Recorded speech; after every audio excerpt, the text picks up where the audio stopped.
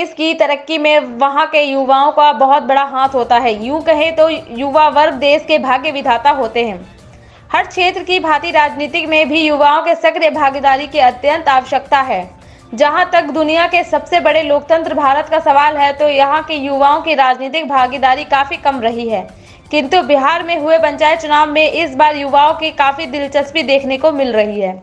इस कड़ी में बेगूसराय के भगवानपुर प्रखंड के तेजतर्रा युवा जनप्रतिनिधि इंद्रजीत कुमार ने प्रखंड प्रमुख के तौर पर अपनी भागीदारी दर्ज कर जनता के सामने है।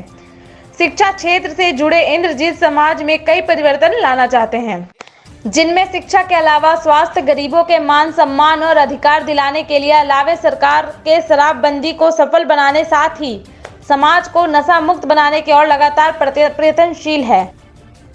बार चुनाव लड़े, प्रमुख भी बने, क्या कहेंगे अपनी जनता और अपने जनप्रतिनिधि? सर्वप्रथम मैं प्रखंड वासियों को धन्यवाद देना चाहूँगा और अपने क्षेत्र संख्या 9 के जितने भी जनता है उन्हें भी धन्यवाद देना चाहूँगा। अच्छा, प्रखंड प्रमुख भगवानपुर बनने के बाद क्या लगा? चुनौतीपूर्ण क्या लगा? यहाँ चैलेंजेबल क्या लगा?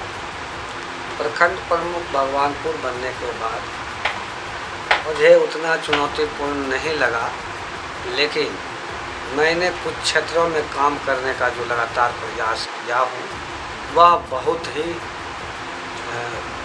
विश्वसनीय है जनता के लिए।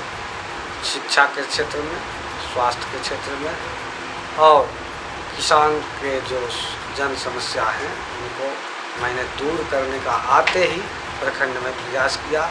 और प्रशासन, जो हमारे क्षेत्रों में जो लोग पहले प्रशासन में लिप्त रहते थे, केस मुकदमा में लिप्त रहते थे, मैंने जब से जीत का आया हूँ अपने जनता के बीच कोई भी घर और भाई परिवार में किसी के साथ लड़ाई होता है तो हमें उसे केस के लिए नहीं होने देते हैं तैयार।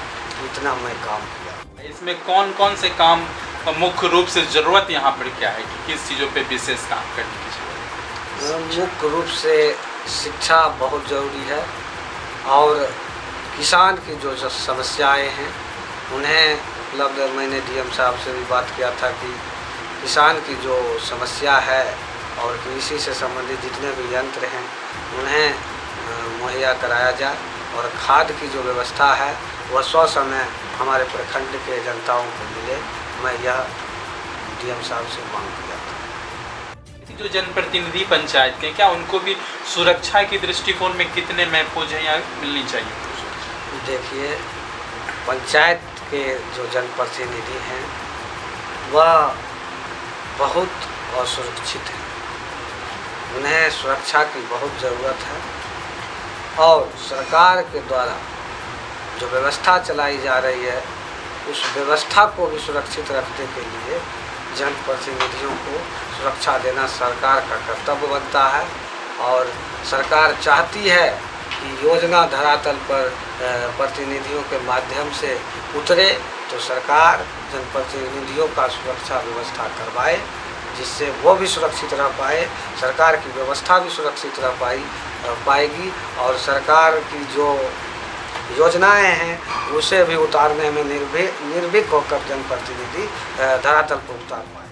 को लेकर के क्या कहेंगे आप? सरकार की शराबबंदी व्यवस्था जो है वह व्यवस्था मान के चलिए टूटता नजर आ रहा है, लेकिन इस टूटे हुए कड़ी को प्रशासन के द्वारा और विधि व्यवस्थाओं के द्वारा इन पर सुधार लाया जा रहा है, कमर कसा जा रहा है और सभी जनप्रतिनिधि पंचायत के इस व्यवस्था के साथ चले और रहेंगे तो यह व्यवस्था में सुधार आएगी।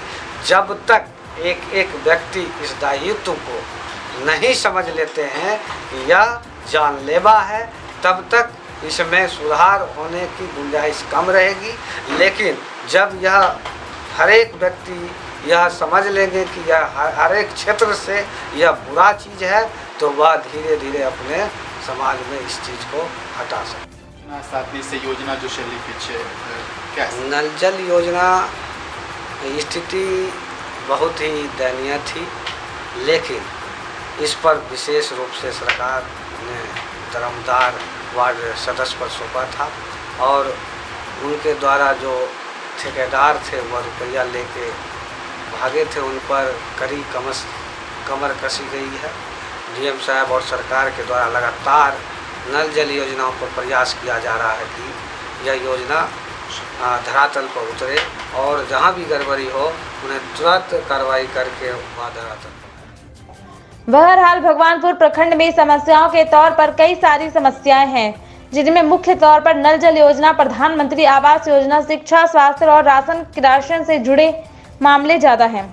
अब सरकार की योजना का लाभ कितना आम लोगों को दिला पाते हैं, ये आगे देखना दिलचस्प होगा। Bureau report, Begusarai.